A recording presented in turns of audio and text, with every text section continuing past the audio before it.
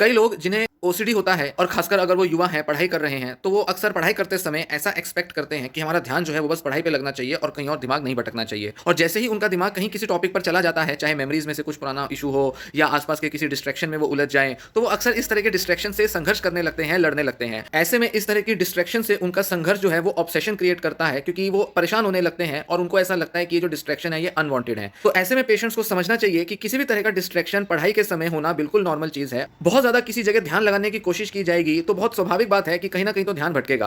तो बहुत सिंपल सी ही चीज़ इसमें करनी है कि अगर आपका ध्यान भटक जाए तो वहाँ आप ध्यान ले जाओ, उसको एक्सेप्ट करो कि ठीक है, ध्यान भटक गया, हो गया, नॉर्मल बात है, और आराम से अपना ध्यान वहाँ से अपने पढ़ाई पर ले आओ। अगर आप स्ट्रगल करोगे ध्यान भटकने से तो ऑब्सेशन बनेगा, एंग्जायटी उठेगी, पढ़ाई हो भी नहीं पाएगी, हमेशा अंदर परेशान रहोगे। और अगर इस डिस्ट्रैक्शन को नॉर्मलाइज़ कर दोगे और ध्यान अगर जाता है, ध्यान दो और फिर वापस अपना ध्यान खींच के ले आओ। ऐसा करने से आपकी स्ट्रगल कम होगी, एंग्जायटी कम होगी और ओसीडी भी कम होगा। इस तरह से पढ़ाई के वक्त डिस्ट्रैक्शंस को हैंडल करना चाहिए।